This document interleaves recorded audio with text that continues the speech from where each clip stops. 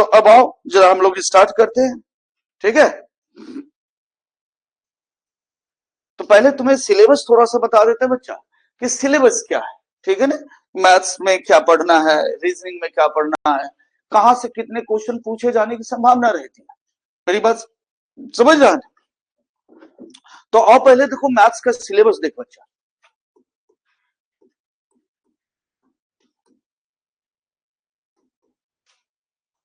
ठीक है ना बाबू। आ जाओ, मैथ्स का सिलेबस लिखने से पहले थोड़ा सा मैं तुम्हें नंबर्स के बारे में बता देता हूं, ठीक है ना। उसके बाद मैथ्स का सिलेबस लिखेंगे हम लोग। अब आ जाओ बच्चा थोड़ा सा नंबर्स के बारे में। क्यों? क्योंकि नंबर क्यों मैं तुम्हें बताता हूं बच्चा, क्योंकि देखो जैसे आप कोई भाषा बोलते हो, आप हिंदी बोलते हो तो उसकी एक स्क्रिप्ट होती है, नहीं स्क्रिप्ट होती है ना।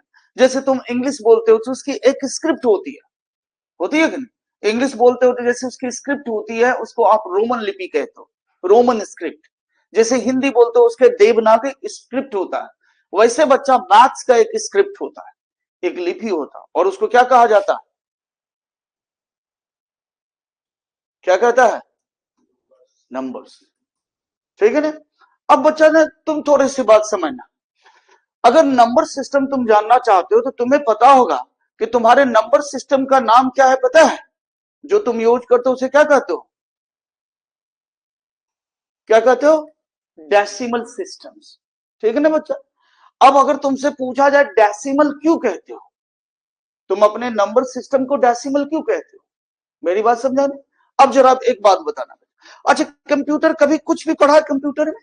कंप्यूटर एक लैंग्वेज जानती है, ठीक है ना। उस लैंग्वेज का नाम जानते हो उसको? अच्छा एक नाम जरूर सुना है, बाइनरी, सुना है या नहीं सुना है? बाइनरी सिस्टम उसे कहा जाता है बच्चा, कंप्यूटर बाइनरी सिस्टम। जैसे कंप्यूटर में आपने लिखा 42, कंप्यूटर 42 नहीं समझती बच्चा, क्योंकि वो, ठीक है ना, डिजिट 4 और 2 को नहीं समझती है, ठीक है। क्यों क्यों ऐसा कहा मैंने? क्योंकि देखो बाई का मतलब होता है, बाई का मतलब होता है 2, ठीक है ना। कंप्यूटर दो ही डिजिट जानती है बच्चा, क्या, इट इज 0 1, कंप्यूटर का लैंग्वेज है बच्चा। क्योंकि 2 डिजिट से बनने वाले नंबर्स है, इसलिए इसको क्या कहा गया, बाइनरी। अब आ जाओ डेसिमल, डेसी का मतलब क्या होता है पता है बच्चा, 10, ठीक है ना। इसका मतलब समझ मारा कि जो नंबर 10 डिजिट से बनता हो, अगर तुम्हारे पूछा जाए बच्चा कि तुम्हारे नंबर सिस्टम में कितने डिजिट है, तो आपके नंबर सिस्टम में कितने डिजिट है, इट इज 10। क्या है बताओ, डिजिट क्या है, 0 1 2 3 4 5 6 7 8 और 9, ओनली 9, 0 to 9 कितना हो गया, इट इज 10। सो ये देखो ये डिजिट है। हम लोग ना हमेशा ना बच्चा डिजिट और नंबर में कंफ्यूज होते हैं, ये डिजिट है, ठीक है ना। और इस डिजिट से जो भी बनेगा वो क्या कहलाएगा, नंबर कहलाएगा। जैसे 0 1 2 3 4 7, ठीक है, 8 9, ये ठीक है बच्चा, ये डिजिट है और इसे आप नंबर भी कह सकते हो। लेकिन 10 is not a digit, 10 is a number, और इसका डिजिट क्या है, यस 1 and 0 इज डिजिट। बोलो आई बात समझ में। जैसे मान लो मैंने लिखा बच्चा 248, 248 is a number and it's digit is 2 4 and 8। बोलो आई बात समझ में। तो ये डिजिट है बच्चा और ये टोटल नंबर है, मेरी बात समझा। तो 0 से 9 कितने डिजिट है, 10 डिजिट है, इसलिए तुम्हारा नाम क्या पड़ता है, डेसिमल सिस्टम। इसलिए तुम्हारा देखो ना, तुम्हारा जो भी होता है ना बच्चा, जो नंबर्स तुम पढ़ते हो वो 10 के मल्टीप्लाई में चलता है। अच्छा बच्चा अच्छा, ठीक है, किस में चलता है बच्चा, 10 के चलता है, 10 डिजिट में। तो देखो ये देखो 10 में मैंने क्यों कहा कि 10 डिजिट में, जैसे ये याद करो, इसे तुम क्या कहते हो, यूनिट डिजिट। इसे क्या कहते हो बच्चा, 10 प्लस डिजिट। इसे क्या कहते हो, 100 प्लस डिजिट। इसके बाद क्या आता, 1000 प्लस। इसके बाद क्या आता, 10,000। इसके बाद 1 लाख। और सब में कितने का मल्टीपल है, 10 10 है या नहीं है बताओ। जैसे आप लिखते हो ना, देखो कोई नंबर लिखते हो तो पहले क्या लिखते हो? जैसे मान लो मैंने लिखा बच्चा 5476, इसे क्या डिजिट कहोगे बताओ? Unit digit. इसे क्या कहोगे? 10 डिजिट। इसे क्या कहोगे? 100। और इसे क्या करेगा बच्चा? 1000। अच्छा, अगला आएगा तो क्या लिखाएगा? क्या लिखेगा? 10,000। अगला क्या लिखेगा? 1 लाख। अगला 10 लाख, 1 करोड़। सबके बीच में कितने का मल्टीपल है? 10 10 10 का। इसलिए डेसिमल सिस्टम है या नहीं है? देखो, 1 multiple 10 10, 10 multiple 10 100, 100 multiple 10 1000, 1000 multiple 10 10,000, 10,000 multiple 10 1 lakh, multiple 10 10 lakh, multiple 10 1 crore. तो 10 10 का मल्टीपल क्यों होता पता चला? क्योंकि ये सिस्टम क्या है बच्चा? डेसिमल सिस्टम है हमारा सिस्टम, इसलिए 10 के मल्टीपल में चलता है। बोलो आई बात समझ में? तो ये डिजिट हुआ बच्चा, और जो आप लिख रहे हो ये नंबर हो गया, यूनिट 10। मेरी बात समझ रहा? तो इसीलिए इसको हम लोग क्या कहते हैं? डेसिमल सिस्टम कहते हैं। ठीक है, तो नंबर्स के बारे में ये था बच्चा कि नंबर्स के बारे में आपको जानना बहुत जरूरी है, ठीक है ना, इसलिए मैंने लिखाया। अब आ जाओ, अब तुम्हें मैं सिलेबस बताता हूँ, फिर उसके बाद चल के हम लोग स्टार्ट करेंगे नंबर्स के बारे में, ठीक है? और तुम्हारा कहाँ गया बच्चा? अच्छा अच्छा अच्छा, कोई बात नहीं, कल से आना, कोई बात नहीं तुम्हारा, ठीक है। देखो बच्चा, चलो देखो इसको आगे ले चले। बोलो आई बात समझ में? तो मैंने कहा नंबर्स के बारे में खाली समझो कि डिजिट और नंबर क्या होता है। ये ना हम लोग कभी गड़बड़ करते हैं, डिजिट्स और नंबर को हम क्या समझते हैं? हमेशा एक ही समझते हैं, इसलिए गड़बड़ होता है, ठीक है? तुम्हारे पास पेज नहीं बच्चे? तो कोई बात नहीं, जाओ सामने से पेज सर से मांग लो, सामने होंगे, उनको कहना है 1 2 पेज दे दीजिए सर, होगा उनके पास। एक पेन भी ले लेना, वहां पे होगा।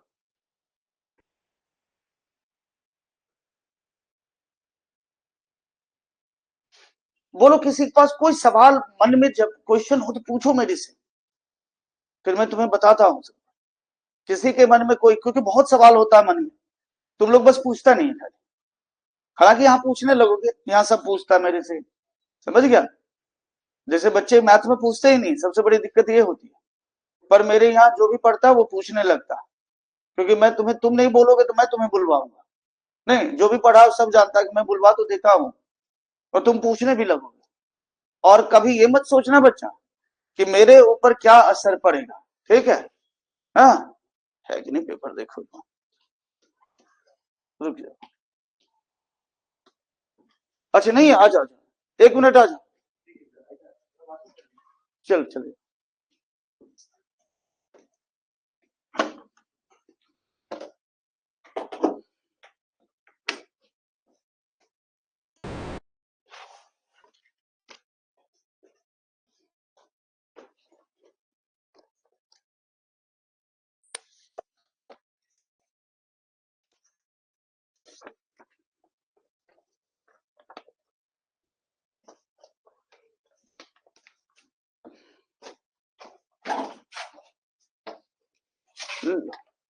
अच्छा आ गई सर, दे दे, हाँ था पेज, हो जाए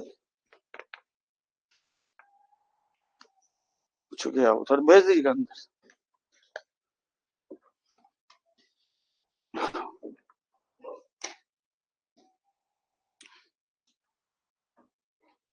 आ जाओ, वहां पेज हाँ, लिखो बच्चा। तो बच्चा, आज मैं तुम्हें, ठीक है, पूरे सिलेबस मैथ्स में क्या क्या पढ़ने वाले हो उसके सिलेबस के बारे में मैं तुम्हें बताता हूँ, ठीक है ना, कि सिलेबस में क्या क्या हमें पढ़ना है, ठीक है, पूरे मैथ्स में। तो उसके बारे में मैं तुम्हें बता रहा हूँ।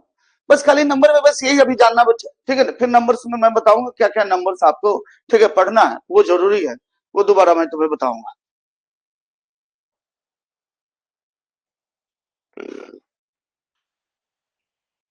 जल्दी पूछ पूछ।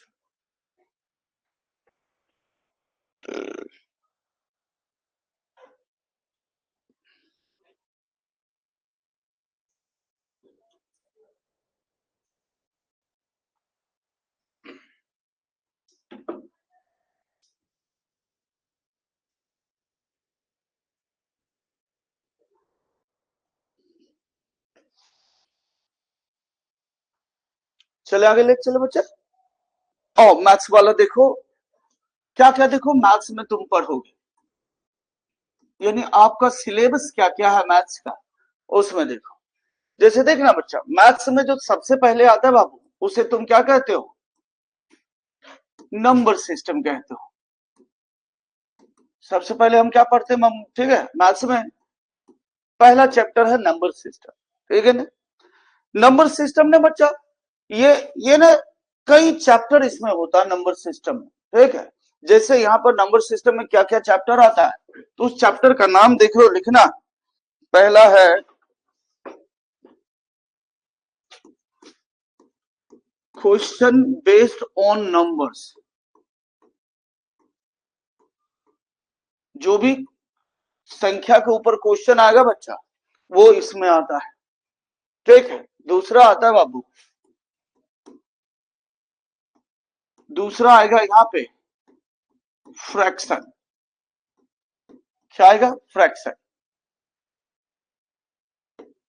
Second fraction, question based on numbers. Second हो गया फ्रैक्शन।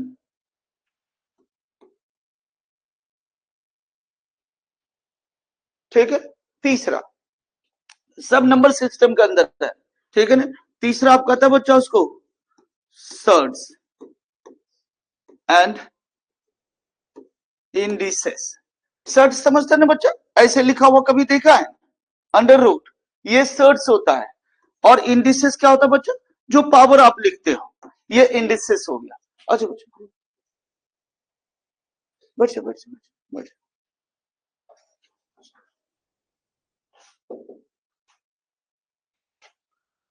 बोलो, आई बात समझ बच्चे? ये क्या हो गया? सर्ट्स हो गया। ये सर्ट्स कहते हैं और इसे हम क्या कहते हैं? इंडिसेस कहते हैं। ठीक है, ये क्वेश्चन बेस्ड ऑन नंबर्स हो गया, ये फ्रैक्शन हो गया, सर्ट्स और इंडिसेस हो गया। और जो अगला आता बच्चा, उसको कहते हो एलसीएम एंड एचसीएफ। ठीक है ना बच्चा। अभी तक जो तुम्हारे यहां होता बच्चा, इस नंबर सिस्टम से ढेर सारा क्वेश्चन पूछा जाता है। मान के चलना 15-20 क्वेश्चन यहां से आता है, हालांकि अब वो क्या होगा, वो कम हो जाएगा, ठीक है ना। यहां से अब नंबर ऑफ क्वेश्चन कम होगा, जितना पहले पूछा जाता था उतना नहीं होगा, क्योंकि ये पार्ट ऑफ एलिमेंट्री यही है, जिसे आप एलिमेंट्री कहते हो ना। एक्चुअल में एलिमेंट्री मैथ्स ये, एलिमेंट्री का मतलब हुआ मैथ्स का बेस, और ये बेस होता है मैथ्स का। अब क्या होगा बच्चा, यहां से संख्या जो क्वेश्चन की पूछी जाती थी, वो क्या होगा, कम होते जाएगा। मेरी बात समझ रहा? और दूसरे पार्ट का क्वेश्चन बढ़ेगा। तो यहां से मान के चलना, अब 7-8 क्वेश्चन के आसपास रखना। अगर आउट ऑफ 50 क्वेश्चन है, तो मान के चलना बच्चा 7-8 क्वेश्चन इस सेक्शन से आएगा, ठीक है। जो अब मैं तुम्हें बताने वाला हूं, मेरी बात समझ रहा ना, कि जो जो आगे तुम बढ़ते जाओगे, इस सेक्शन से कम आएगा। क्यों? क्योंकि इस सेक्शन से ढेर सारा क्वेश्चन आ चुका है, और अगर इस सेक्शन से आएगा बच्चा, तो वो बहुत ही बेहतरीन टाइप के क्वेश्चन होंगे, वो एलिमेंट्री वाला नहीं होगा फिर। मेरी बात समझा? तो यहां से हम लोग इसको पढ़ेंगे और बेहतर पढ़ेंगे, और इतना पढ़ेंगे कि अप टू यू, ठीक है, अप टू एसएससी या बैंकिंग, ठीक है ना, जो भी क्वेश्चन पूछा जाएगा, तुम सबके सब क्या करोगे, बना डालो। बोलो, आई बात समझ में? ठीक है। तो ये हो गया बच्चा, ये हो गया नंबर सिस्टम का पार्ट। नंबर सिस्टम में कुल इतने चैप्टर्स हैं, इसको हमें पढ़ना। लिख लो लिख लो लिख लो, कोई बात नहीं।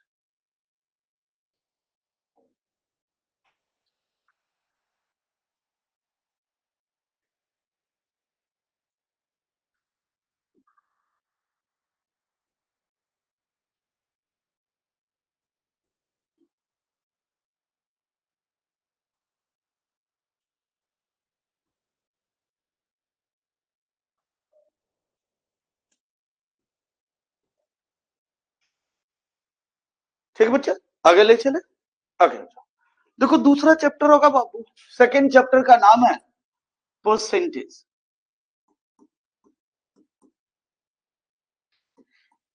किस, क्या कहते हो, परसेंटेज।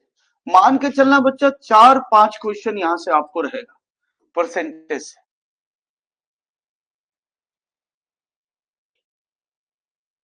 ठीक है ना बच्चा, 4-5 क्वेश्चन आने की संभावना परसेंटेज से रहता।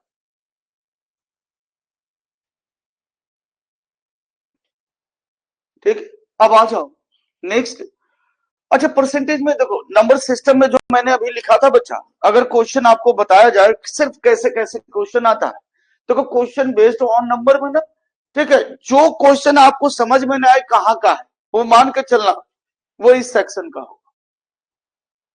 मान लो कई क्वेश्चन आपने पढ़ा और आपको पता ही नहीं चलेगी किस सेक्शन का, समझ जाना यही का होगा। जितने क्वेश्चन आप जानते हो नंबर वाले सब यहां पर आ जाएगा, ठीक है ना। जैसे कोई कोई कभी क्वेश्चन आपको, ठीक है, नेचुरल नंबर से पूछ देगा, कभी होल नंबर से पूछ देगा, कभी इंटीजर से पूछेगा, सबके सब क्या है, यही हो जाएगा।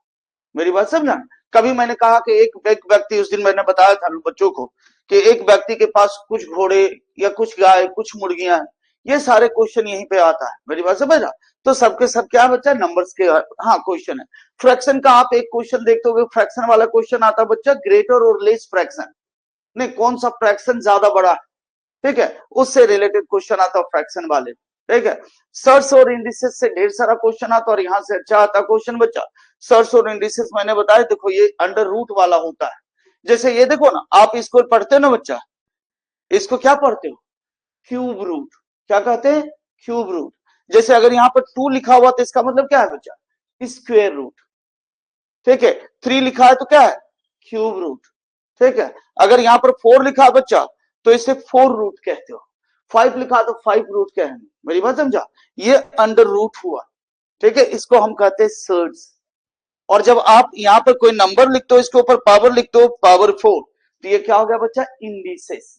ये पार्ट क्या, जैसे मान लो हमने लिखा x का पावर 4, तो ये क्या हो गया बच्चा, ये इंडिसेस हो गया, ये पावर हो गया। तो ये पावर इंडिसेस होता है, और सर्च का मतलब अंडर रूट होता है।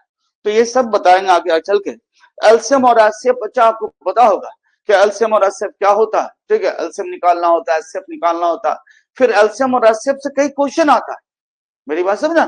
जब आएंगे तुम्हें वहां बताएंगे, और तुमको पहले बता देंगे कि एलसीएम और एचसीएफ में क्या तकलीफ होती है। मेरी बात समझा मैंने क्या कहा बच्चा, एलसीएम और एचसीएफ में क्या दिक्कत आती है मैं तुम्हें पहले बता दूंगा, और वही तकलीफ आती है। अगर आप वो प्रॉब्लम पहले समझ जाओगे तो बनाना क्या होगा, क्वेश्चन आसान हो जाएगा। मेरी बात समझ रहा, ठीक है ना। सो अब आ जाओ बच्चा, परसेंटेज में मैंने कहा देखो 4-5 क्वेश्चन आता बाबू। यहां पर भी ने परसेंटेज देखो, दूसरी बात समझना बच्चा, परसेंटेज भी मैथ्स का बेस होता है। परसेंटेज एक चैप्टर नहीं है, बल्कि ये आपको सब जगह कैलकुलेशन में काम आएगा परसेंटेज। मेरी बात समझा। और कुछ बातों को मैं तुम्हें पहले से बता दूंगा, अगर वो केयर करोगे उस बात को, तो फिर क्या होगा बच्चा, वो ज्यादा आसान कर देगा, ठीक है। जैसे परसेंटेज अगर तुम जानते हो तो डाटा इंटरप्रिटेशन, डीआई देखा ना, जैसे ये वाला क्वेश्चन आता है, देखा ना इसे वाला, अरे ग्राफ वाला क्वेश्चन देखा है ना। ये क्वेश्चन अगर तुम परसेंटेज ठीक से पढ़ लिया तो ये मान के चलो ये क्वेश्चन बन चुका है, तुम्हें पढ़ने की जरूरत नहीं। एक आता है देखो ऐसे पाई चार्ट, देखा नहीं ये क्वेश्चन बना हुआ आता है। अगर ये समझ गया, और समझ क्यों नहीं समझोगे, सबसे बड़ी बात, मेरी बात समझा, तो ये तुम्हारा क्लियर हो चुका। और 3 ही बात को जानना, जो मैं तुम्हें बेसिक नंबर 1, 2, 3 करवाऊंगा। परसेंटेज जब पढ़ाएंगे तो उसमें पहले बेसिक बताएंगे, बेस 1, बेसिक 2, बेसिक 3। जब बेसिक बताएंगे ये आ जाएगा, और वो 3 बेसिक जान जाओगे तो ये अपने आप ऑटोमेटिक बन चुका है। मेरी बात समझ रहा, फिर कोई दिक्कत नहीं आएगी इसको बनाने में।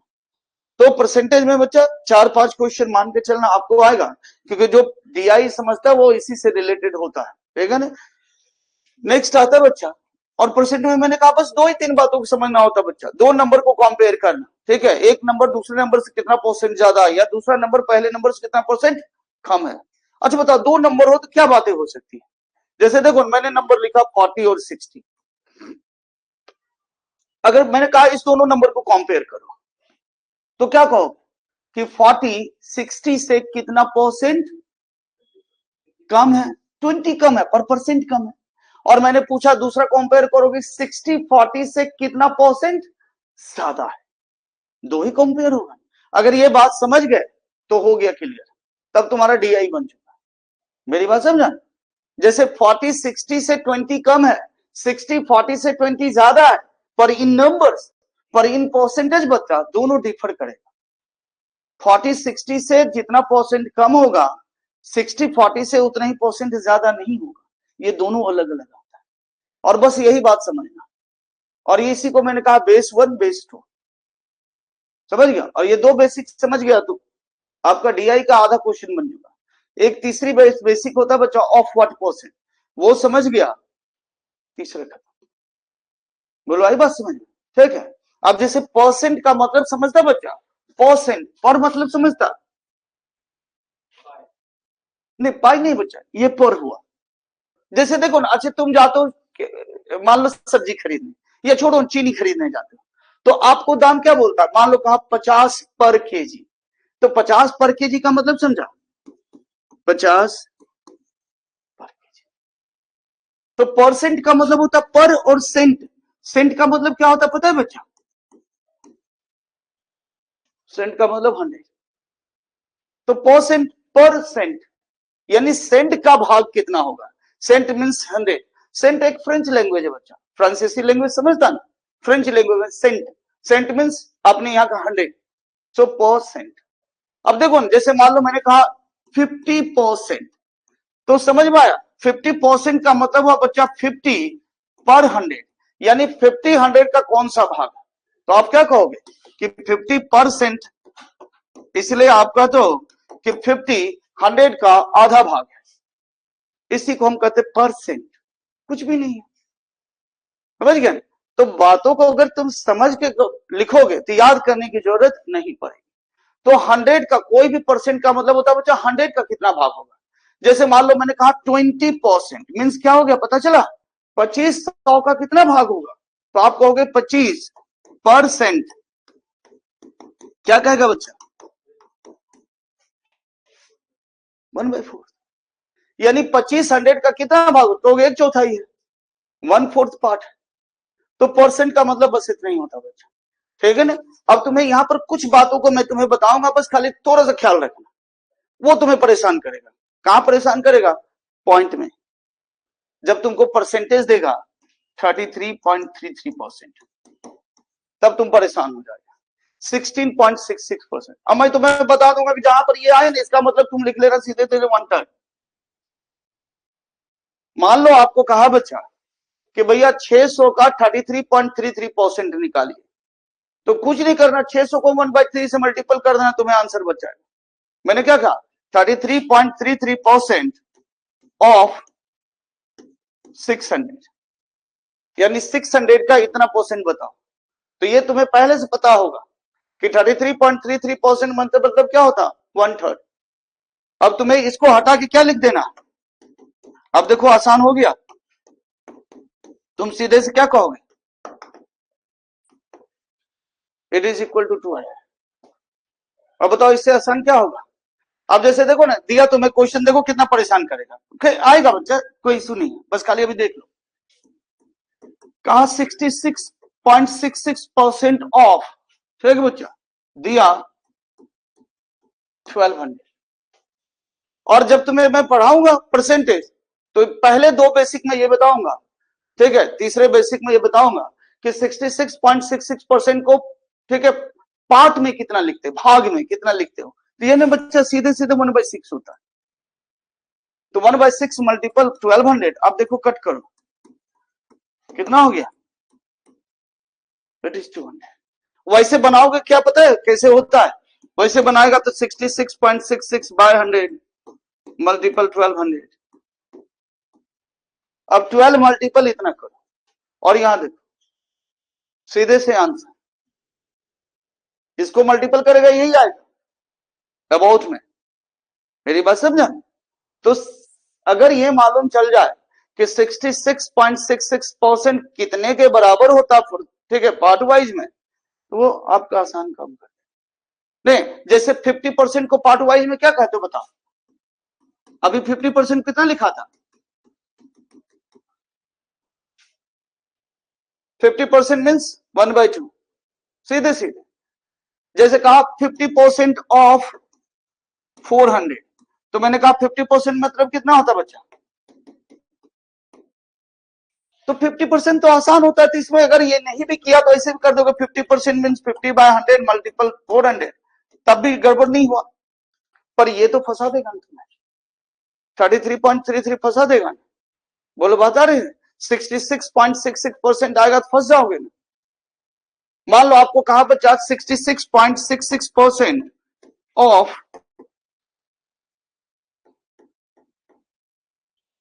150 का, इसका बता दो या छोड़ो इसको हटा दो। क्या क्या बच्चा 66.66% ऑफ 15 क्या होगा? अगर तुम्हें पता हो कि 66.66% फ्रैक्शन में कितना होता है तो बनाने की जरूरत है, नहीं तो कैसे बनाएगा पता है? 66.66 बाय 100 मल्टीपल क्या करेगा बताओ, बर्बाद होंगे कि नहीं? कितना समय लगेगा? और तुम्हें सिर्फ पता नहीं लगेगा बच्चा, क्योंकि मैं तुम्हें पहले ही बता दूंगा कि 66.66% मीन्स होता है 2/3। अब बताओ कितना आसान हो गया, देखो और आंसर। अब आई बात समझ में? तो 66.66% लिखो या 2/3 लिखो, दोनों इक्वल है। मेरी बात समझा? दोनों बराबर। तो ये पता हो तो तुम बड़े इजी से, और तुम्हारे में यही देता क्वेश्चन आज, ये दे देगा, आप उलझे रहोगे बनाने में। बना तो लोगे, पर समय कितना लोगे? और किसी को अगर ये पता हो कितना बराबर 2/3 तो तुम विद इन सेकेंड आंसर बता के निकल जाओगे। तुम तो बनाओगे भी नहीं, तुम तो कहोगे 2/3 पर 10 15 का 2/3 10 होगा, हो गया आंसर। बोलो आई बात समझ? तो परसेंटेज में चलेंगे बच्चा तो ये सारी चीजों को करेंगे, ठीक है ना? जो भी तकलीफ वाला है पहले आपको बता दें, ठीक है? तो कोई दिक्कत नहीं आएगी, परसेंटेज कर लेंगे। अब आ जाओ अगला लिखना बच्चा, प्रॉफिट एंड लॉस। ये सब पढ़ाएंगे तुम लोग को, खाली सिलेबस लिख लो।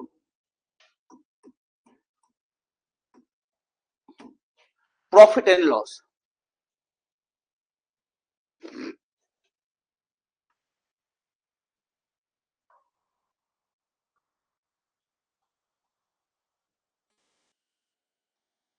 ठीक है बच्चा? Profit and loss,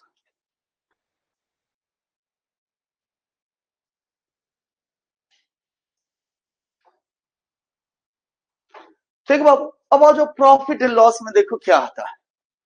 profit and loss से तुम मान के चलना बच्चा 2-3 क्वेश्चन तो हमेशा रहेगा तुम्हारे में, ठीक है ना? 2 से 3 क्वेश्चन आपके यहाँ मिलेगा आपको प्रॉफिट एंड लॉस, ठीक है ना? प्रॉफिट एंड लॉस जब बनाओगे ना बच्चा तो देखो बहुत फॉर्मूला था, मैं तुम्हें फॉर्मूला नहीं बताऊंगा, ठीक है ना? मेरी बात समझ रहा हूं? मैं तुम्हें फॉर्मूला नहीं बताऊंगा, बगैर फॉर्मूला बताऊंगा, ठीक है? बस ये समझना आना चाहिए बच्चा कि प्रॉफिट एंड लॉस में, ठीक है ना, बेसिक क्या होता है, यानी प्रॉफिट एंड लॉस किस पे चलता है, बस ये जानना जरूरी है। अब जैसे देखो ना, मैं तुम्हें अगर 5 मिनट में तुम्हें प्रॉफिट एंड लॉस पढ़ाना हो, ठीक है, तो मैं 5 मिनट में तुम्हें प्रॉफिट एंड लॉस पढ़ा सकता हूं। बस अगर तुम्हें थोड़ी भी समझ होगी, पूरे पूरे, ठीक है, प्रॉफिट एंड लॉस समाप्त हो जाएगा, ठीक है? अच्छा बताओ, मान लो देखो प्रॉफिट एंड लॉस कैसे होता है। मान लो आप एक दुकानदार हो, ठीक है ना? तो तुम ये कलम खरीदोगे, या मान लो आप एक कंपनी हो, कलम बनाने वाली कंपनी, तो तुम इसे कलम बनाओगे, तो बनाओगे तो इसके ऊपर कोई कॉस्ट लगेगा, कोई कॉस्ट तो आएगा। या आप एक दुकानदार हो, ये खरीदने के लिए जाओगे तो आपका कुछ तो कॉस्ट लगेगा, लगेगा या नहीं लगेगा? तो जो तुम्हारा कॉस्ट लगेगा बच्चा, वो क्या कहलाता है? कॉस्ट प्राइस कहलाता है। उसको हम क्या कहते हैं? सीपी, कॉस्ट प्राइस, ठीक है ना? अब बच्चा मान लो आप दुकानदार हो या आप कंपनी हो, आपने इसको मान लो लेट भी कि 100 रुपया में तुमने इस कलम को खरीदा, ठीक है ना? तो अब तुम बेचने के लिए इसे क्या करोगे? डिस्प्ले में लगाओगे, लगाओगे ना, जाते हुए लगा रहता है। अच्छा बताओ, क्या इसके ऊपर कोई कीमत चिपकाओगे? कीमत लगाओगे ना, कुछ टैग करोगे कीमत, ठीक है? जब मान लो मैंने कहा बच्चा कि मान लो लेट भी तुमने इसे 100 रुपया में खरीदा, तो क्या 100 रुपया टैग करोगे? नहीं ना, बढ़ा को करोगे, बढ़ाओगे, ठीक है ना? अब बच्चा तुम जितना बढ़ाओगे वो मार्कअप कहलाता है। मेरी बात समझा मैंने क्या कहा? तुम जितना बढ़ा के लिखोगे वो मार्कअप परसेंट कहलाता है। मान लो ये 100 रुपए का कलम था, तुमने इसके ऊपर चिपकाया 120 रुपया, कितना चिपकाया? 120 रुपीज, ठीक है? तो वो क्या कहलाता है? वो कहलाता है बच्चा मार्क प्राइस। मार्क मतलब इसके ऊपर जो आपने मार्क किया है, जैसे लिखता है ना, एक लिखता है एमआरपी, वही समझ एमआरपी जिसको कहते हैं मैक्सिमम रिटेल प्राइस जो होता है, तो यही एमपी हो गया। एमपी मीन्स हुआ बच्चा मार्क प्राइस, इसके ऊपर जो दाम आप चिपकाते हो। तो मान लो तुमने इसके ऊपर क्या लिखा बच्चा, मान लो लिख दी 120 रुपया। तो देखो एमपी मार्क प्राइस अपने सीपी से कितना ज्यादा है, 20 रुपया ज्यादा है। ठीक है बच्चा, परसेंटेज आएगा तो मैं तुम्हें बता दूंगा 20 रुपया का मतलब यहाँ 20% होगा, क्योंकि 100 से चल रहा है। सो 20% हो गया। ये क्या कहलाता पता है, इसको तुम कहते हो, क्या कहता बच्चा, it is called markup. Markup means mark price is how much more percent than its CP. Mark price, markup मतलब हुआ बच्चा कि जो इसका मार्क प्राइस है अपने सीपी से कितना परसेंट ज्यादा है, उसी को क्या कहते हो, मार्कअप कहते हो। मेरी बात समझेंगे, मार्कअप में जिसे समझ में आया, मार्क प्राइस सीपी से कितना परसेंट ज्यादा है, दैट्स कॉल्ड मार्कअप प्राइस। सो जैसे यहाँ 20% ज्यादा बच्चा, तो इसका मतलब मार्कअप कितना हो गया यहाँ पर 20%। ठीक है। अच्छा भी बताओ बच्चा, 120 रुपया में कलम यहां लगा हुआ है, ठीक है ना, आप दुकानदार हो, 100 रुपया में खरीदा, उसके ऊपर दाम कितना चिपकाया, 120 रुपया, 20 रुपया ज्यादा चिपकाया, तो 20 रुपया ज्यादा, ये 20% हो गया, और ये 20% क्या कहला है, मार्कअप। अब बताओ बच्चा कि आप जब कोई ग्राहक आता खरीद, जैसे मैं दुकानदार, मैंने इसका 120 रुपया लगाया, तुम आओगे मेरे पास, कलम उठाओगे, अच्छा अच्छा कलम है, फिर क्या कहते हो, क्या मांगते हो, कहते हैं थोड़ा डिस्काउंट दीजिए ना, अच्छा तो लग रहा है पर दाम थोड़ा ज्यादा लग रहा है। मेरी बात समझे ना? तो मैंने कहा चल तुझे दिया 10% डिस्काउंट। मेरी बात समझे? तो डिस्काउंट किसके ऊपर देंगे, इसके ऊपर या इसके ऊपर, एमपी पे। इस पे थोड़ी डिस्काउंट दोगे 100 रुपया, अरे दाम जो लिखा है उस पे दोगे ना। तो ये देखो हमेशा याद रखना बच्चा, discount always given on mark price. Discount हमेशा किसके ऊपर दिया जाता है, मार्क प्राइस पे दिया जाता है। मेरी बात समझ में आया या नहीं, डिस्काउंट किसके ऊपर दिया जाता है बच्चा, always given on mark price. ठीक है। सो देखो मैंने दिया 10% डिस्काउंट, खाली बस समझना बच्चा, अभी पढ़ा नहीं रहे, बस तुम्हें बता रहे हैं, देखो तुम सीपीएस पे समझ सकते हो। सो 10% डिस्काउंट दिया बच्चा। सो मान लो मैं, आपने कहा भाई साहब मैंने कहा तुम्हें, चलो मैंने 10% डिस्काउंट दिया। सो बताओ 120 का 10% कितना होगा बच्चा, अगर हम लोग परसेंटेज पढ़े हो तो आप ऐसे लिखोगे 120 का 10%, और तुम कट करके कितना बोलोगे, 12 रुपया। सो 10% कितने के बराबर हो गया बच्चा, थोड़ा इसको मैं ऊपर लिख देता हूं, डिस्काउंट कितना दिया बच्चा 10%, और 10% मीन्स कितना हो गया 120 का 10%, इट इज 12 रुपीज। सो देखो 120 में तुमने 12 रुपीज क्या मिल गया, तुम्हें डिस्काउंट मिल गया। तो बताओ तुम मुझे कितने में कितना रुपया दोगे, 120 रुपया में 12 रुपया डिस्काउंट, तो तुम मुझे कितना दोगे, 100 दोगे ना। अब वो 108 रुपया क्या हो गया, it is selling price of that time. ठीक है ना। तो याद समझ में आया बच्चा, जब आप मार्क प्राइस में से डिस्काउंट को माइनस करते हो तो आपको क्या मिलता है, सेलिंग प्राइस। मार्क प्राइस में से क्या किया, डिस्काउंट माइनस किया, तुम्हें क्या मिला, सेलिंग प्राइस। अब देखो 100 रुपये का कलम मैंने कितने में बेच दिया, तो बताओ मुझे प्रॉफिट हुआ लॉस हुआ, कितने का, इसका मतलब कितने का प्रॉफिट हुआ, yes 8 rupees means 8%। So you earn या आई अर्न 8% प्रॉफिट, क्योंकि चलता किस पे है, 100 पे चल रहा है, इसलिए 100 से जितना ज्यादा उतना ही परसेंट, नहीं तो दूसरे में निकालना होगा वो अलग बात है। अभी बस समझा, 100 रुपया कलम कितने में बेच दिया मैंने, 108 रुपया, यानी मैंने 8% प्रॉफिट अर्न किया। ठीक है। अगर ये तुम्हें प्रोसेस समझ में आ गया तो इसका मतलब प्रॉफिट एंड लॉस तुम्हें पूरी की पूरी समझ में आ गया। अब इसमें ऐसा कोई बात नहीं है जो समझ में ना आए। मेरी बात समझा बच्चा, सीपी है, उससे जितना ज्यादा लिखा वो मार्क प्राइस हुआ, मार्क प्राइस को आप डिस्काउंट देते हो, जैसे डिस्काउंट बाहर करते हो तुम्हें क्या मिलता है, सेलिंग प्राइस। तुमने 100 रुपए का कलम खरीदा, बेचा कितने में, 108 में, कितना अर्न किया, यू अर्न 8% प्रॉफिट। मेरी बात समझा बच्चा, ठीक है ना। अब दूसरी बात एक और आता बच्चा कि मुझे बताओ कि इन सब की शुरुआत यानी प्रॉफिट एंड लॉस जो शुरुआत आपने किया था वो शुरुआत कहां से हुआ है? सीपी से। इसका मतलब प्रॉफिट एंड लॉस का बेस क्या होता है? सीपी। प्रॉफिट एंड लॉस का बेस क्या होता है बच्चे? सीपी होता है। इसलिए प्रॉफिट एंड लॉस हमेशा किस पे निकलता है? सीपी पे, not on SP. So profit and loss की काउंटिंग किस पे होता है बच्चा? कॉस्ट प्राइस पे होता है। जितना कॉस्ट प्राइस होगा उसी पे काउंटिंग होता है। समझ गए ना? तो प्रॉफिट एंड लॉस जब निकालते हो तो आप फॉर्मूला देखना, तो फॉर्मूला हमेशा नीचे सीपी होता है। जैसे प्रॉफिट परसेंट कैसे बताना है बच्चा, लिखने की जरूरत नहीं, बस खाली देख लेना। देखो प्रॉफिट परसेंट बराबर होता है बच्चा profit by CP multiple 100। Formula है, नहीं बताऊंगा, बस अभी तुम्हें दिखाने के लिए, समझाने के लिए बस। लॉस परसेंट बराबर क्या होता है बच्चा? Loss by CP multiple 100। देखो ना, चाहे तुमने प्रॉफिट निकाला तब भी नीचे में क्या दिया, और लॉस भी निकाला तब भी क्या दिया। तो इसका मतलब प्रॉफिट एंड लॉस की काउंटिंग किस पे होता है? Always on CP. क्यों? क्योंकि ये पूरा प्रोसेस कहां से स्टार्ट होता है?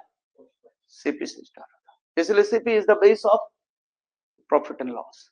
और ये मैं तुम्हें अभी कहानी बताता हूं बच्चा, आगे चल के तुम्हें बताऊंगा कि जो जिस चैप्टर का बेस होता है, बेस, ठीक है, इसका मतलब आप जब भी आप कठिनाई में पड़ोगे, जब भी तुम प्रॉब्लम में आओगे, तुम इसको बुलाना, सीपी को, तुम्हारा सब काम समाप्त, ठीक है, सब काम सॉल्व कर देगा। जैसे याद करो कि जब तुम दुख दर्द में होते हो, जब तुम पेन में होते हो, तो किसको याद करते हो?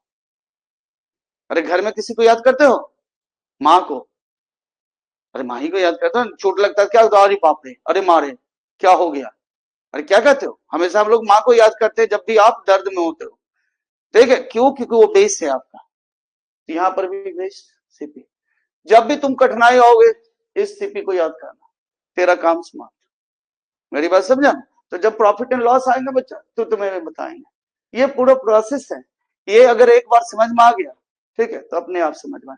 क्योंकि अभी थोड़े बहुत हो सकता है कि मैं भी कम आया हूं, क्यों? क्योंकि इसका मुख्य कारण है क्योंकि अभी हमने परसेंटेज नहीं पढ़ा, ठीक है ना? तो परसेंटेज जैसे पढ़ोगे ये समाप्त हो जाएगा, ठीक है। तो चलो आगे चले इसमें। तो मैंने कहा यहां से 2-3 क्वेश्चन आपको आएगा बच्चा प्रॉफिट एंड लॉस से, ठीक है। बोलो आगे ले चले।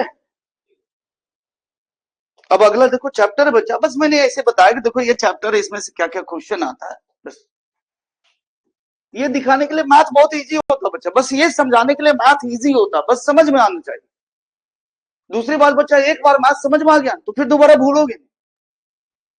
जैसे कोई भी चीज आप पढ़ते हो भूलते हो, नहीं पढ़ते भूलते हो, हिस्ट्री ज्योग्राफी कितनी बार पढ़ते हो भूलते हो, पर मैथ नहीं भूलोगे, बस समझ में आनी चाहिए। हाँ, नहीं समझ में आया तो तुम जिंदगी भर याद करते रहोगे, वो भूलते रहोगे, याद ही नहीं होगा कभी।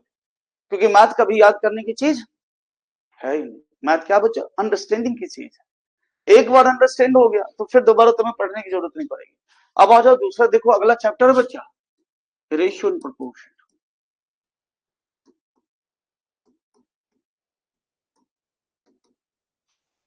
ठीक है बच्चा, यहां से मान के चलना 2-3 तो कम से कम क्वेश्चन आएगा रेशियो और प्रोपोर्शन से, 2-3 तो जरूर जरूर आएगा।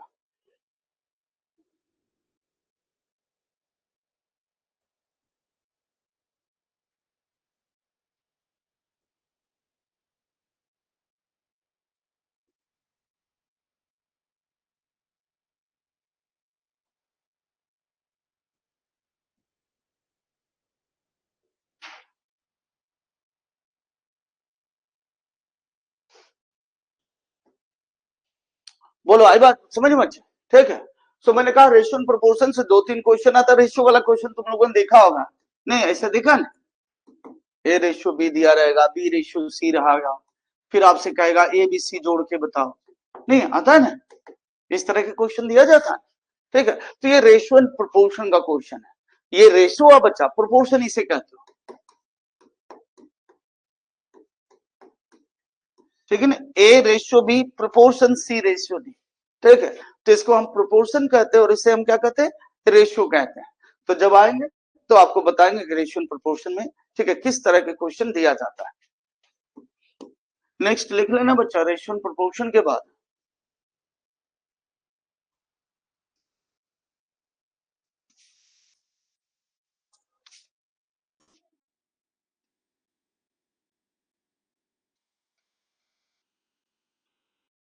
देखो रेशियो एंड प्रोपोर्शन के बाद आता है बच्चा टाइम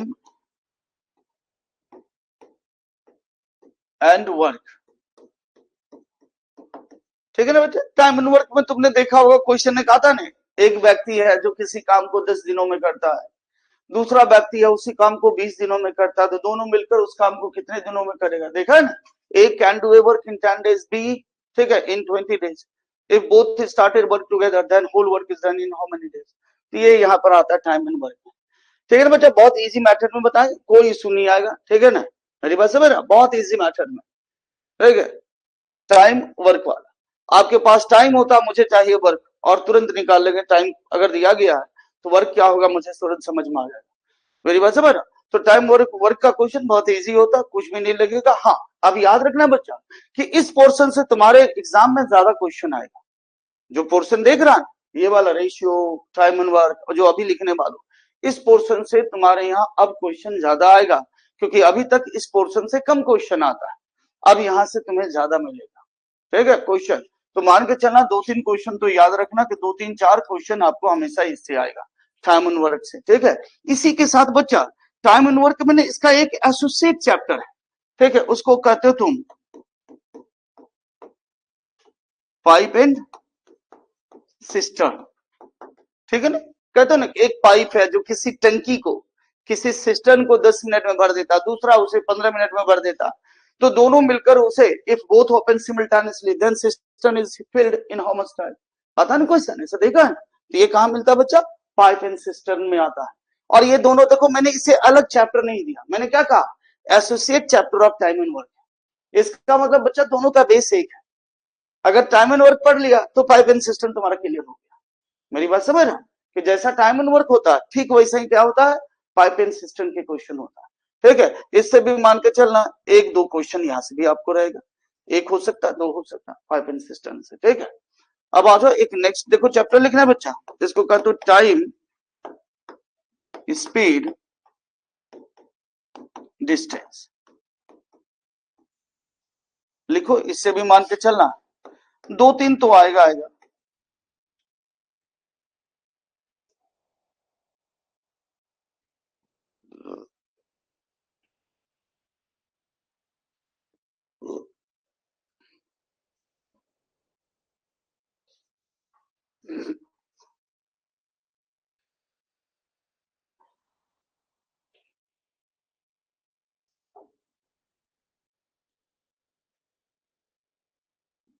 ठीक है बच्चे, लिख लिया नहीं? तो मैंने कहा टाइम स्पीड डिस्टेंस। आज बताओ टाइम स्पीड डिस्टेंस में किस तरह का क्वेश्चन आता है, समझ में आ रहा?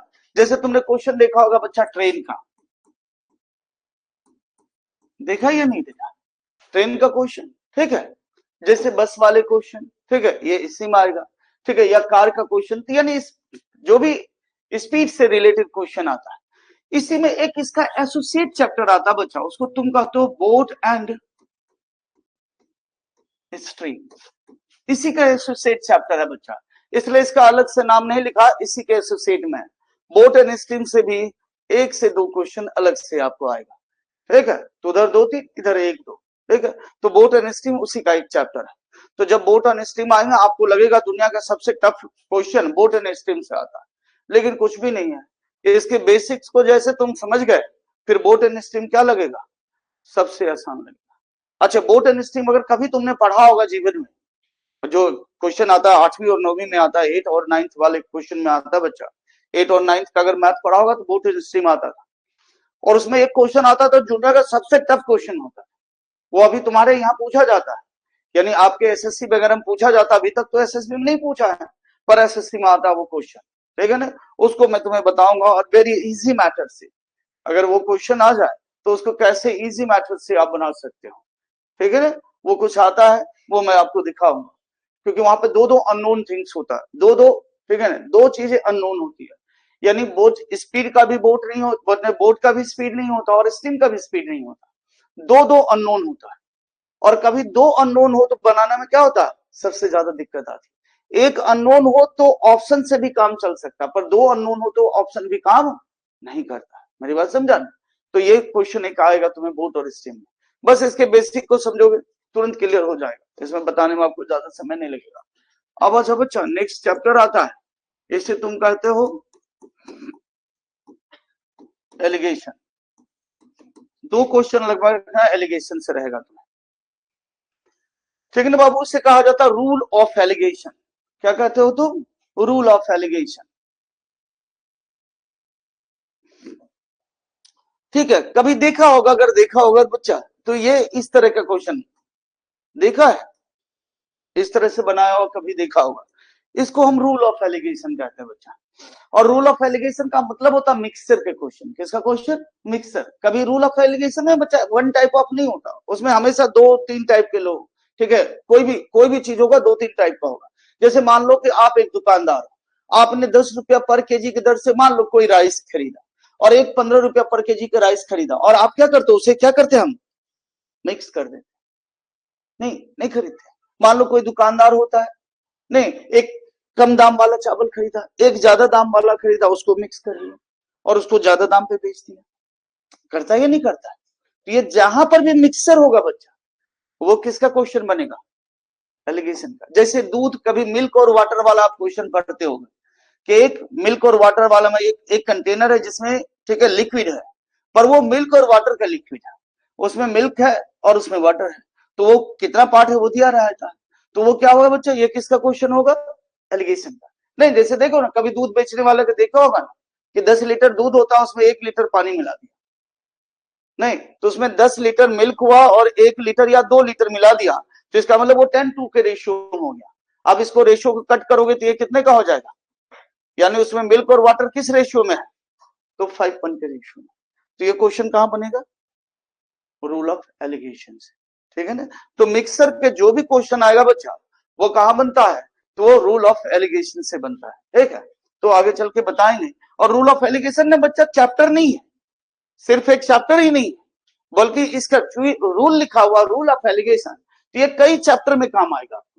जैसे काम आएगा देखना ना, परसेंटेज में रूल ऑफ एलिगेशन लगा सकते हो, प्रॉफिट एंड लॉस में रूल ऑफ एलिगेशन लगा सकते हो, रेशियो प्रोपोर्शन में लगा सकते हो, ठीक है, सीआई और एसआई का क्वेश्चन, इंटरेस्ट वाला क्वेश्चन आता वहां लगा सकते हो, ठीक है, आपने एज और एवरेज का क्वेश्चन आता वहां पर लगा सकते हो, क्योंकि ये रूल है।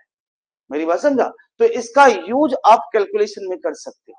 तो एलिगेशन सिर्फ एक चैप्टर ही नहीं है, बल्कि एक रूल है, और रूल का मतलब होता है कि इसका आप कैलकुलेशन में इस्तेमाल कर सकते हो। मेरी बात समझा? तो एलिगेशन का इस्तेमाल आप कैलकुलेशन में कर सकते हो, ठीक है। अब अगला लिखो, simple interest and compound interest, SI and CI, ठीक है बच्चा। यहां से रख लगभग 3-4 क्वेश्चन दे सकता है, या 2-3 तो रहेगा।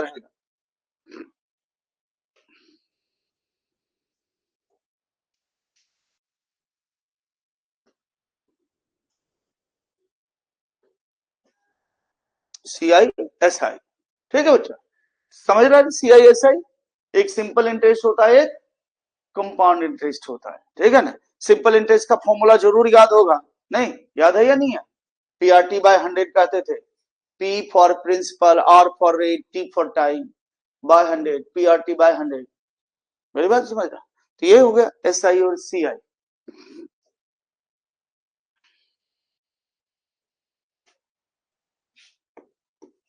तो यहां से मान के चलना बच्चा, 3-4 क्वेश्चन रहेगा। एक आता है एज एंड एवरेज,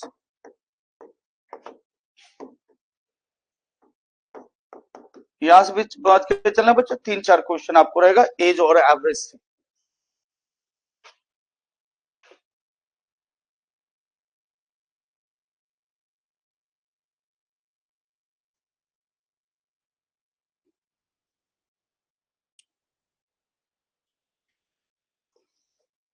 ठीक है ना बच्चा।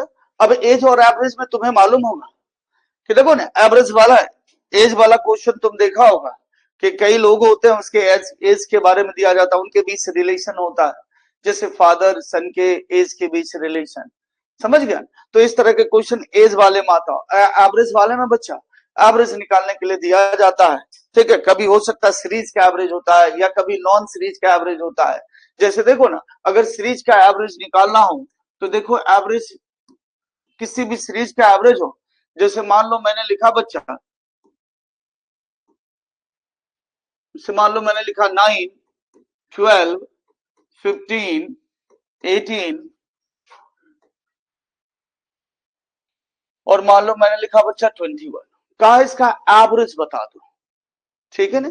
वैसे होता बच्चा एवरेज का मतलब होता है, एवरेज बराबर होता है बच्चा sum of all terms by number of terms. इन सबको जोड़ो और कितने नंबर्स हैं, टर्म्स कितने, उससे डिवाइड करो। बताओ यहां कितने टर्म्स हैं, 2 4 5।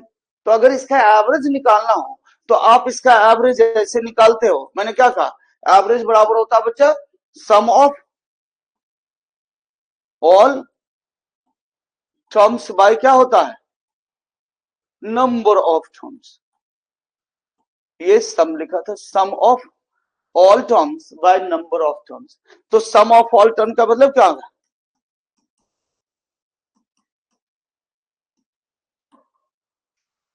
अब इसको जोड़ के बताओगे कितना आएगा, बोलो। देखो मैंने लिख दिया 75, और 75 को जब आप 5 से डिवाइड करोगे तो कितना आएगा, 15। ठीक है ना। अच्छा क्या लगा कि मैंने बड़ा जल्दी जोड़ लिया, इतना जल्दी कोई ऐड कर सकता, बोलो, कर सकता कोई, अरे नहीं कर सकता। इतना जो कंप्यूटर तो नहीं है ना कि अब तुमने लिखा और मैंने जोड़ लिया, नहीं तो मैंने इससे जोड़ा नहीं, क्योंकि मुझे पता है इसका एवरेज क्या होगा, बगैर बनाए एवरेज में बता सकता हूं। कोई भी सीरीज का क्वेश्चन बता दो, सीरीज का मतलब होता है बच्चा दो टर्म के बीच का डिफरेंस इक्वल होना चाहिए। यहां देखो तो दोनों के बीच का डिफरेंस कितना है, 9 और 12 का डिफरेंस कितना है, 3 का, हाँ 9 3 हो गया बच्चा। 12 और 15 कितना डिफरेंस, 3 का। देखो 15 और 18 के बीच का डिफरेंस 3, 18 और 21 के बीच का डिफरेंस 3। ये एक सीरीज हुआ, सीरीज का मतलब होता है बच्चा दो टर्मों के बीच का डिफरेंस हमेशा इक्वल हो, वो सीरीज कहलाता है। अब मैंने तुम्हें, ठीक है ना, तुमने देखो ये निकाला, जोड़ा, डिवाइड किया और फिर निकाला, मैं तुम्हें ऐसे बता देता हूं कि एवरेज का मतलब होता है बच्चा मिडिल टर्म। देखो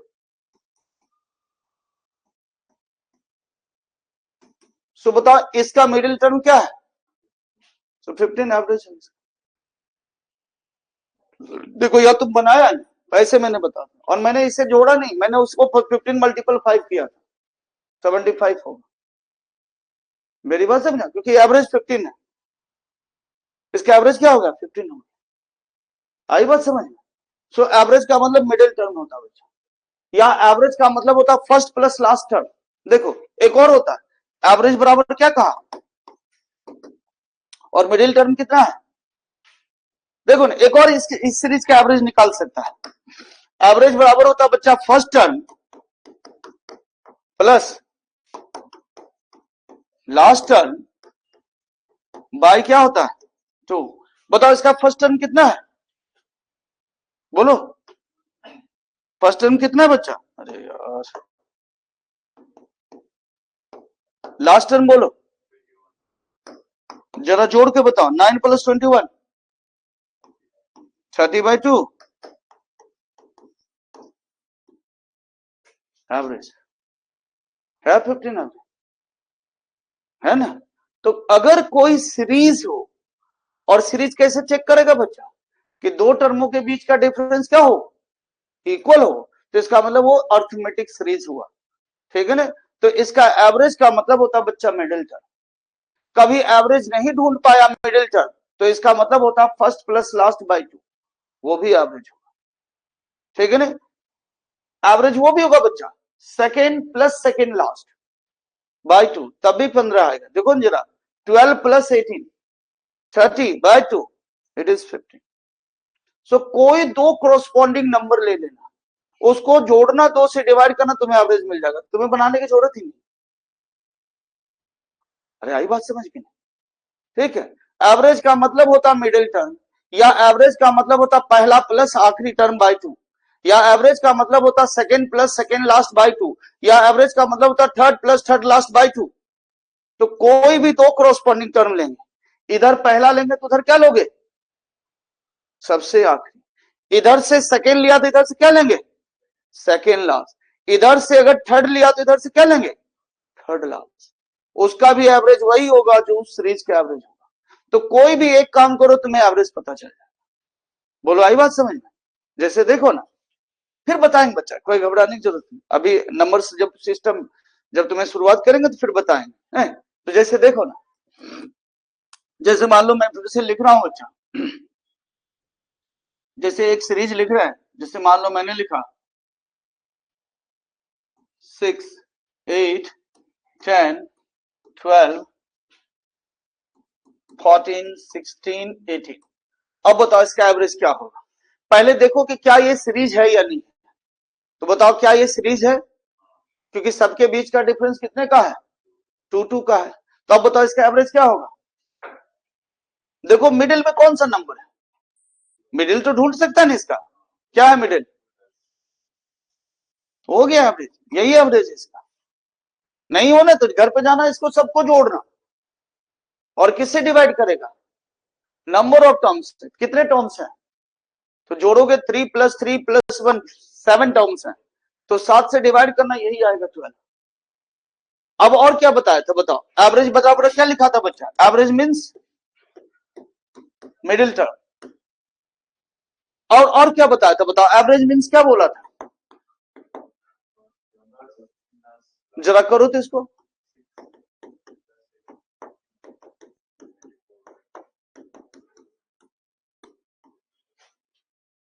और क्या बोला था, जरा लो,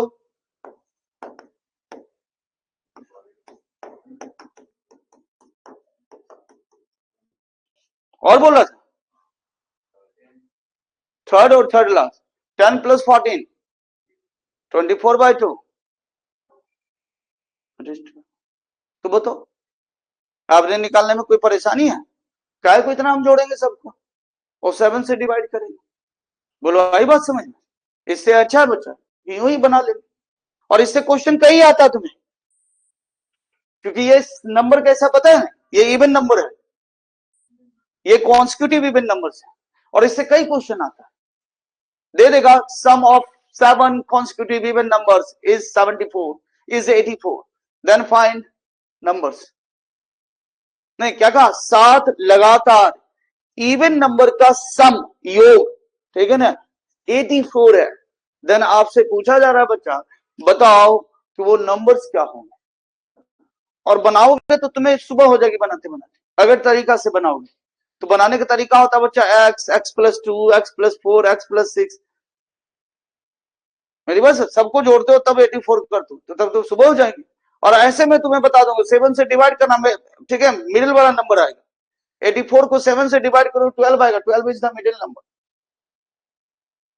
ठीक है ना। तो जब इवन इवन नंबर वाला सीरीज जब अभी पढ़ाएंगे थोड़ी देर में, ठीक है, कल ही परसों पढ़ाएंगे, तो वहां इवन और ऑड वाला आएगा नंबर, जब नंबर पढ़ाएंगे तो वहां पर ये क्वेश्चन बनवाएंगे तुमसे, इवन और ऑड वाला, और तुम देखना कितना लंबा सा क्वेश्चन बनाते थे हम लोग पहले, और उसी को एक लाइन में बन जाए, तुम डिवाइड नहीं करोगे नंबर तुम्हें दिख जाएगा, मेरी बात समझा। तो ये क्वेश्चन आपको बताएंगे आगे चल। तो ये क्या हो गया बच्चा, एवरेज का क्वेश्चन हो गया। तो इस तरह बताएंगे, कोई इशू नहीं है बच्चा, ठीक है ना, ये सब चीज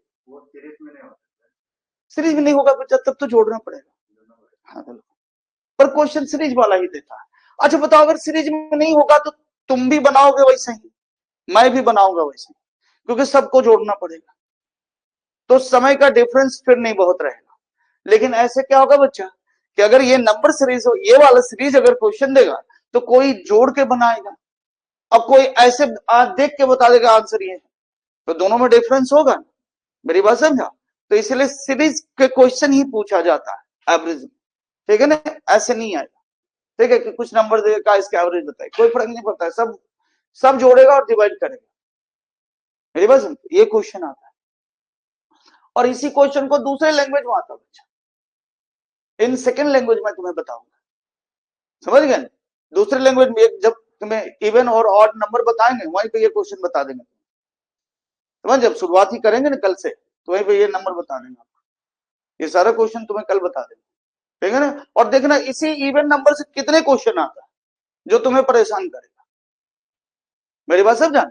जैसे देखो एक क्वेश्चन आता है, जैसे देगा आपको, कहेगा कि ठीक है, कहेगा बच्चा कि product of 2 consecutive even number is 120, then find both even numbers. क्या कहा बच्चा? दो लगातार इवन नंबर का प्रोडक्ट, प्रोडक्ट मतलब समझा ना, गुणनफल जिसको कहते हो, प्रोडक्ट, ठीक है ना, मल्टीप्लाई जो कहते हो, 120 है तो दो नंबर क्या होगा? अब ये तो मैंने छोटा नंबर दिया तो हो सकता तुम ढूंढ भी लोगे, इसी को थोड़ा बड़ा कर देंगे नहीं ढूंढ पाओगे, मेरी बात समझा? पर मैं तुम्हें एक तरीका बताऊंगा, तुम ऐसे बता दो, तुम कहोगे यही तो होगा, क्या करना है, मेरी बात समझा? ठीक है। अब जैसे देखो, अगर इसी क्वेश्चन को बनाना तो देखो कैसे बनाते हैं। तुमने बच्चा कोई भी दो, ठीक है, इवन नंबर मुझे बताओ, कोई भी दो लगातार इवन नंबर बताओ, कोई भी कुछ भी बोल सकते हो, 6 8, चलो ठीक, ठीक है ना बच्चा? अब ने इसमें एक जोड़ दो, ये ना परफेक्ट स्क्वायर बन जाएगा। अब बताओ 6 मल्टीपल 8, 48 प्लस 1 कितना हो गया? 49। क्या 49 स्क्वायर है किसी का? किसका स्क्वायर है? और ये भी बड़ा इंटरेस्टिंग है, देखो इसके बीच का स्क्वायर होगा, 6 और 8 के बीच में कौन नंबर आता है? ठीक है, और कोई नंबर बता दो, कुछ भी बोलो, 2 4, ठीक।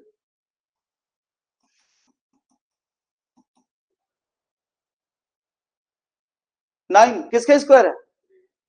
देखो मिडिल नंबर है, 2 और 4 के मिडिल नंबर 3, 3 का स्क्वायर, ठीक है। तो कोई भी दो लगातार इवन नंबर हो या ऑड नंबर हो, जैसे तुम उसमें एक जोड़ोगे ना वो परफेक्ट स्क्वायर बन जाता है। और परफेक्ट स्क्वायर भी किसका बनता है? ठीक बीच वाले नंबर का। जैसे देखो दो नंबर लिखा, देखो तुम्हारा क्वेश्चन अपने आ जाएगा, ठीक है ना? देखो 10 12 कितना है? 120, और इसमें एक जोड़ोगे तो क्या हो जाएगा? और ये ठीक मिडिल नंबर का स्क्वायर होगा। बताओ 10 और 12 के बीच का नंबर क्या है? ये 11 का स्क्वायर। तो कभी भी ऐसा क्वेश्चन आएगा तो क्या करेंगे इसमें? कभी भी टू कॉन्सिक्यूटिव इवन नंबर का अगर प्रोडक्ट दिया जाए, उसमें एक जोड़ देना, वो परफेक्ट स्क्वायर बनेगा। वो किसका परफेक्ट स्क्वायर बनेगा? ठीक मिडिल नंबर का। सो ये 11 हो गया बच्चा। अब तुम्हें पता है कि 11 मिडिल नंबर है, तो बताओ 11 का एडजेसेंट नंबर क्या है? 11 से पहले क्या आता है और 10 11 के बाद? यही हो गया दो नंबर। वही तो पूछा आपसे, find two even numbers, so even number is 10 12, वो यहीं से बनेगा। हाँ बिल्कुल, सब जगह आएगा बच्चा, ठीक है ना? तो कल बताएंगे, कोई इशू नहीं है, मेरी बात समझा? जब भी तुम्हें इवन ऑड नंबर जब बताएंगे तो वहां पर ये क्वेश्चन आपको बताएंगे, ठीक है ना? ये क्वेश्चन, और तो कितना परेशान करेगा तुम्हें, थोड़ा सा लंबा नंबर दे देंगे परेशान हो जाओगे, मेरी बात समझा? बना ही नहीं पाओगे, कैसे बनेगा पता ही नहीं चल रहा। हाँ तो कोई बात नहीं, 14 16 भी लेगा ना, इसमें जैसे जैसे 1 प्लस करेगा ना, ये परफेक्ट स्क्वायर बन जाएगा। नहीं तो कॉन्सिक्यूटिव नहीं होगा ना। कॉन्सिक्यूटिव इवन नंबर का मतलब क्या होगा बच्चा? दो दो के डिफरेंस में। इवन नंबर क्या होता है? 2 4 6 8, समझ गया? कॉन्सिक्यूटिव का मतलब हुआ लगातार, यानी 2 के बाद 4 ही आएगा, 4 के बाद 6 ही आएगा, 6 के बाद 8 ही आएगा, 8 के बाद 10 आएगा, 8 के बाद 12, 10 के बाद 12 आएगा, 12 के बाद 14। सो 10 और 14 नहीं ले, क्योंकि यहां पर क्वेश्चन क्या दिया देखो, product of to consecutive even number, और कॉन्सिक्यूटिव का मतलब बच्चा लगातार इवन नंबर, ठीक है? और 10 के बाद कौन सा इवन नंबर आता है?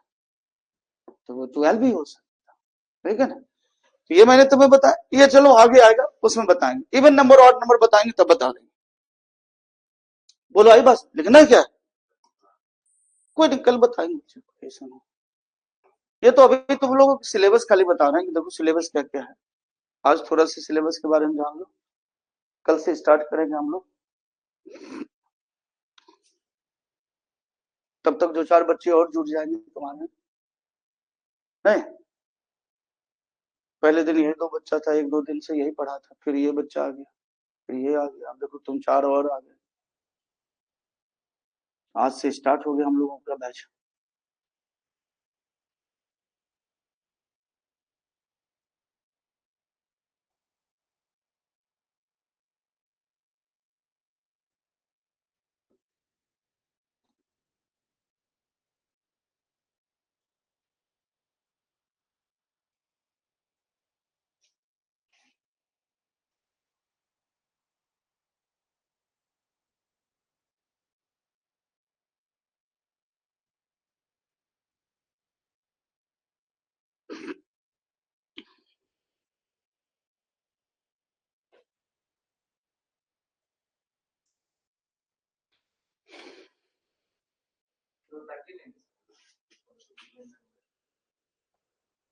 कहां पर बच्चा? ये कॉन्स्टिट्यूटिव इवन नंबर है बच्चा, 13 नहीं है। Even number is 120.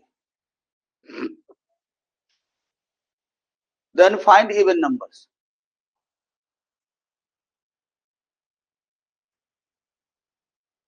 कोई नहीं, बस मैंने बस बताया बच्चा, देखो मैथ्स ने एक मैजिक होता है, एकदम मैजिक की तरह चलता है, समझ गया? सब एक दूसरे से जुड़ा होता है, सिर्फ उस मैजिक को पकड़ना होता है। अगर समझ गए तो फिर आपको लगेगा कि ये तो बड़ा आसान लगता है, नहीं नहीं तो फिर बनाते रहोगे, बनेगा ही नहीं। लिखा नहीं लिखा क्या बच्चा? फिर तुम बताओ, पीछे लिख लिया था ना, छूटा नहीं है ना? ठीक, कल कल फिर हम लोग करेंगे बच्चा, कभी तो स्टार्ट ही है बस, ये क्यों अटक गया? चलो ठीक, अब आ जाओ बाबू, देखो नेक्स्ट जो हम लोगों का बचा हुआ है उसे तुम कहते हो मेंसुरेशन। मेंसुरेशन इसमें दो होता बच्चा, एक होता है एरिया और एक आता है वॉल्यूम, ठीक है ना? और इससे मान कर चलना 4-5 क्वेश्चन तुम्हें आएगा एरिया और वॉल्यूम से, या हो सकता है में भी ज्यादा भी हो एरिया और वॉल्यूम से।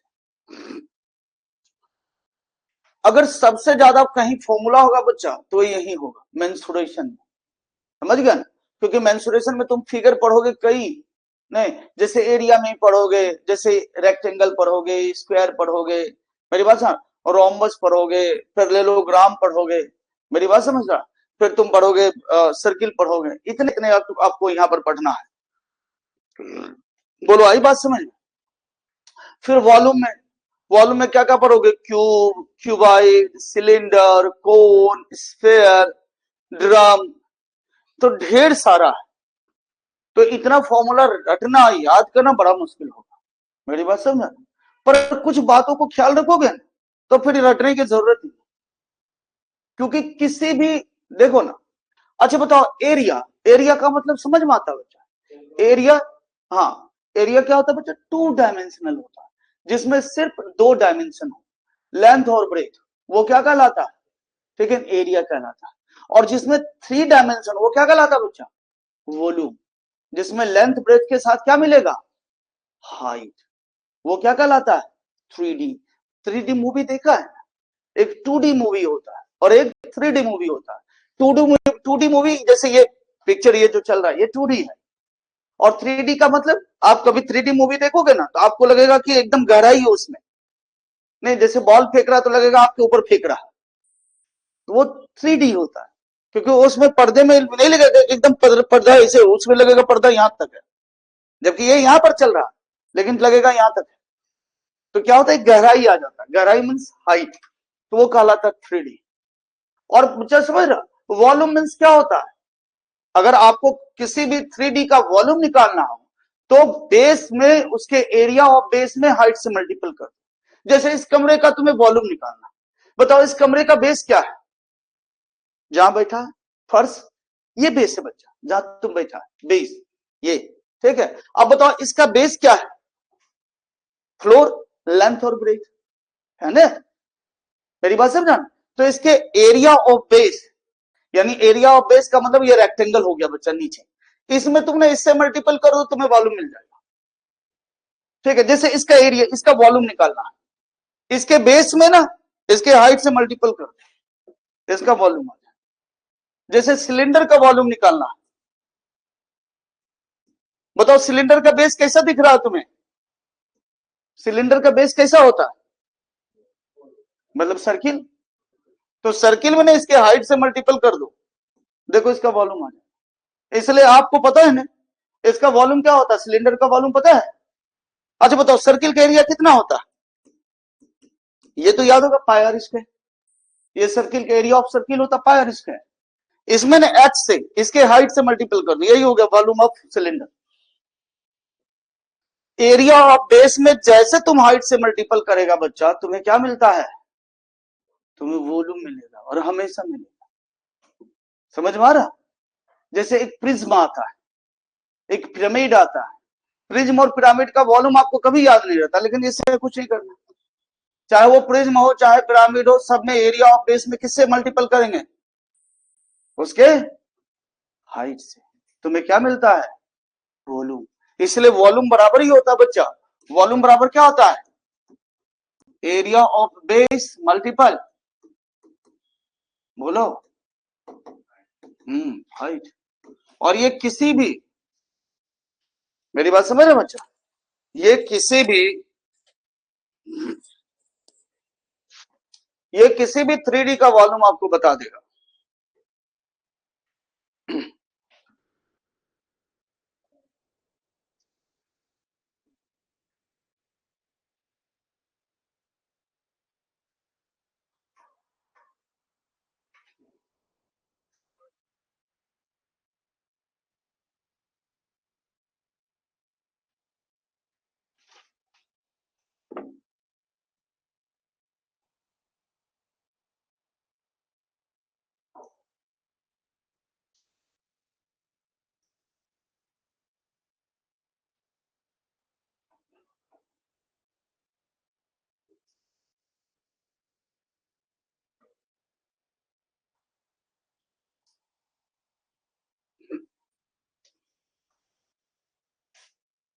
बोलो ठीक है बच्चा, बोलो आई बात समझ में? ठीक है। सो ये area of base of height हो जाएगा। तो जब आएंगे एरिया और वॉल्यूम बताएंगे तो आपको बताएंगे, बस समझ के साथ देखोगे तो तुम्हें याद करने की जरूरत नहीं पड़ेगी। नहीं, जैसे यहाँ सरफेस एरिया आता है, ठीक है, सरफेस एरिया में भी दो तरह के सरफेस एरिया आता है, एक कर्व सरफेस एरिया होता है, एक होल सरफेस एरिया होता है, जिसको आप टोटल सरफेस एरिया कहते हो। ठीक है ना, समझ के साथ करोगे कोई याद करने की जरूरत नहीं पड़ेगी। नहीं तो इतने फॉर्मूला के याद करते करते ही सुबह हो जाएगी हम लोगों को, समझ गए? और याद करोगे भूल जाओगे थोड़े, तो थोड़ी सी समझ आएगी तो कोई दिक्कत नहीं आएगी। तो बताओ, ये मेंसुरेशन हो गया बच्चा। अगला जो आता है जिसको तुम कहते हो डाटा इंटरप्रिटेशन, ठीक है, क्या होता है? DI, data interpretation.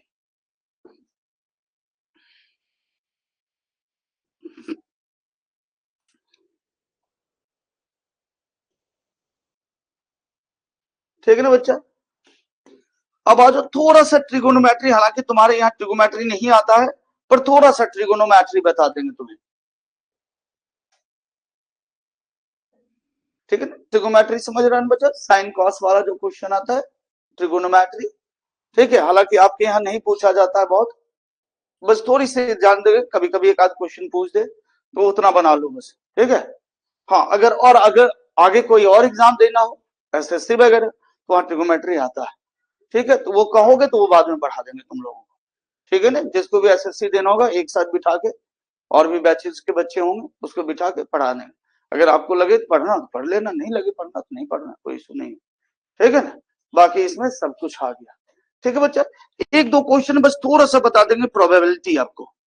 ठीक है ना, एक क्वेश्चन कभी कभी आपको प्रोबेबिलिटी का दिया जाता है।